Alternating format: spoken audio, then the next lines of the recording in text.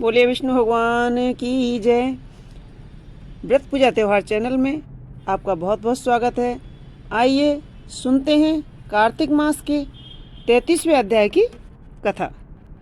श्री सूत जी ने कहा, इतनी कथा सत्यभामा को सुनाकर भगवान श्री कृष्णचंद्र संध्या करने को महल में चले गए।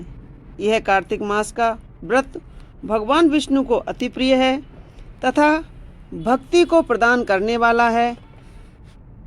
नंबर 1 रात्रि जागरण, नंबर 2 प्रातःकाल स्नान करना, नंबर 3 तुलसी बट सींचना, नंबर 4 उद्यापन और 5 दीपदान। यह 5 कर्म भगवान विष्णु को प्रसन्न करने वाले हैं, इसलिए इनका पालन अवश्य करना चाहिए। ऋषियों ने कहा, भगवान विष्णु का प्रिय, अधिक फल का देने वाला, शरीर के रोम रोम को प्रसन्न करने वाला जो कार्तिक महात्म आपने कहा है, मोक्ष की चाहना करने वालों या भोग के इच्छुक मनुष्य को यह व्रत अवश्य करना चाहिए। किंतु हम एक बात आपसे पूछना चाहते हैं, वह यह है कि यदि कार्तिक मास का व्रत करने वाला किसी संकट में फंस जाए या वह जंगल में हो अथवा वह किसी रोग से ग्रस्त हो जाए तो फिर वह कार्तिक व्रत को किस प्रकार करे, क्योंकि यह विष्णु जी का अतिशय प्रिय तथा मुक्ति भक्ति प्रदान करने वाला व्रत किसी तरह भी नहीं छोड़ना चाहिए। श्री सूत जी ने उत्तर दिया, यदि कार्तिक व्रती किसी संकट में फंस जाए तो वीरता के साथ शंकर जी तथा भगवान विष्णु के मंदिर पास हो उसमें जाकर रात्रि जागरण करे। अगर घना जंगल हो तो फिर पीपल के पेड़ के नीचे अथवा तुलसी के वन में जाकर जागरण करे। भगवान विष्णु जी की मूर्ति के सन्मुख बैठकर विष्णु जी का कीर्तन करे।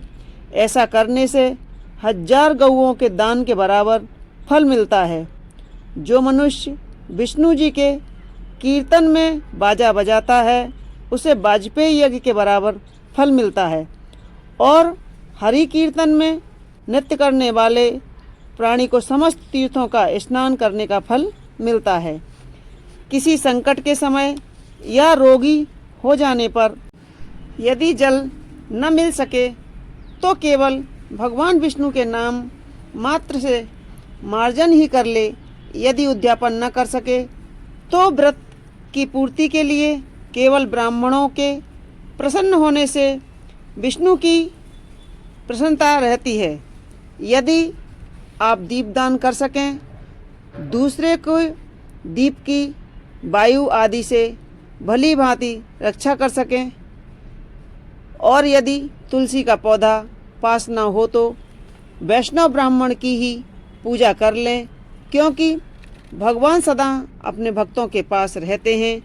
इन सब के न होने पर व्रती ब्राह्मण गो पीपल बट वृक्ष की श्रद्धा से सेवा करे। शौनक आदि ऋषियों ने कहा, आपने गो तथा ब्राह्मणों के सदृश पीपल और बट वृक्ष को बताया है, और सभी वृक्षों में पीपल का वृक्ष और बट वृक्ष श्रेष्ठ क्यों कहे गए हैं। श्री सूत जी ने कहा, पीपल का पेड़ साक्षात विष्णु भगवान है और पलाश का पेड़ साक्षात ब्रह्मा है। इन वृक्षों की पूजा सेवा तथा दर्शन से सब पापों का नाश होता है।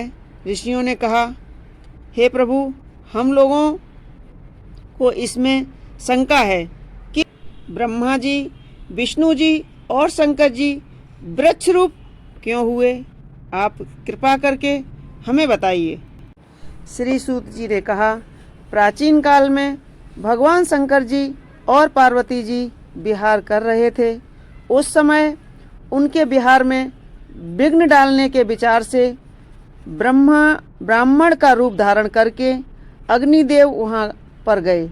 विहार के आनंद का नाश हो जाने के कारण क्रोध में भरकर श्री पार्वती जी ने समस्त देवताओं को श्राप दे डाला।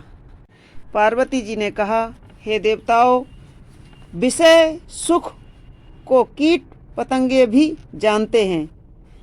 उसमें आप लोगों ने देवता होकर विघ्न डाला है, इसलिए आप सब लोग वृक्ष हो जाओ। सूत जी ने कहा। इस प्रकार क्रोधित पार्वती जी के श्राप से सब देवता वृक्ष हो गए। इसी कारण भगवान विष्णु जी तथा शंकर जी दोनों पीपल और बट वृक्ष हो गए। इसी कारण भगवान विष्णु का शनिदेव के साथ योग होने के कारण केवल शनिवार को ही पीपल का स्पर्श करना चाहिए और किसी दिन नहीं। तो मित्रों, यह थी 33वें अध्याय की कथा। 34वें अध्याय की कथा हम आपको अगले वीडियो में सुनाएंगे। आपको हमारी कथा कैसी लगी हमें कमेंट्स बॉक्स में ज़रूर लिखें और हमारे वीडियो को लाइक करें, शेयर करें और सब्सक्राइब अवश्य करें। धन्यवाद। बोलो विष्णु भगवान की जय।